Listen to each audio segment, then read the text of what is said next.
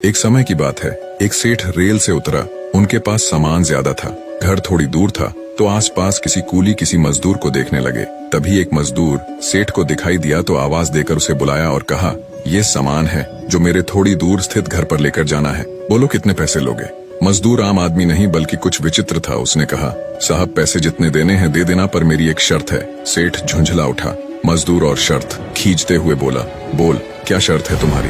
शर्त यह है कि रास्ते में चलते हुए या तो तुम मुझे कुछ सुनाओगे या मैं जो कहूंगा वो सुनोगे। अब आसपास कोई दूसरा मजदूर न होने के कारण सेठ के पास कोई चारा भी नहीं था। सेठ बोला, ठीक है चलो। मजदूर ने सेठ का सामान उठाया और चलने लगा। चलते चलते मजदूर बोला, आप कुछ सुनाओगे या मैं कुछ कहूँ। सेठ ने खिंचते हुए कहा, नहीं भाई तुम ही सुनाओ। मजदूर ने कहा, ठीक है मैं ही सुनाता हूँ, फिर जो कुछ भी कहूँ उसे पूरे ध्यान से सुनना। और मजदूर पूरे रास्ते बोलता गया। सेठ का घर आ गया। मजदूर ने सेठ का सामान रख दिया और सेठ ने जो भी पैसे दिए वो ले लिए और बोला, सेठ जी आपने मेरी बात ध्यान से सुनी या नहीं। सेठ ने कहा, मैंने तेरी कोई बात नहीं सुनी। मजदूर बोला, सेठ जी ये आपने अपने जीवन की सबसे बड़ी गलती कर दी। कल 7 बजे आपकी मृत्यु होने वाली है। अब सेठ को गुस्सा आया और बोला, तेरी बकवास बहुत सुन ली, जल्दी से यहाँ से चलता बन, नहीं तो तुझे अब मार पड़ेगी। मजदूर बोला, मारो या छोड़ो पर कल 7 बजे तुम्हारी मृत्यु तय है। अब सेठ कुछ सीरियस हुआ और बोला, मरना तो सभी को है,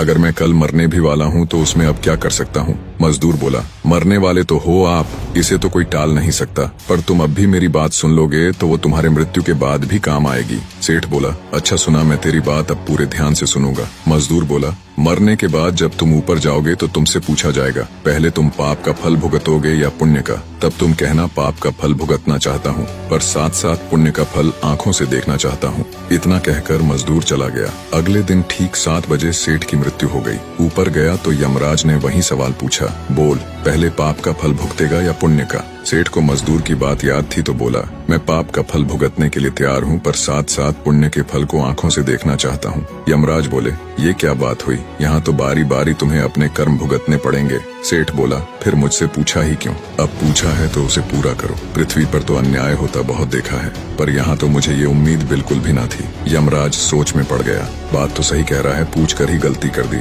अंततः विवश हो यमराज सेठ को ब्रह्मा जी के पास ले गए और पूरी बात कह सुनाई। ब्रह्मा जी ने जब सारी बात जानी और अपने पोथी पत्र पलटे तो उन्हें भी इसका हल नहीं मिला।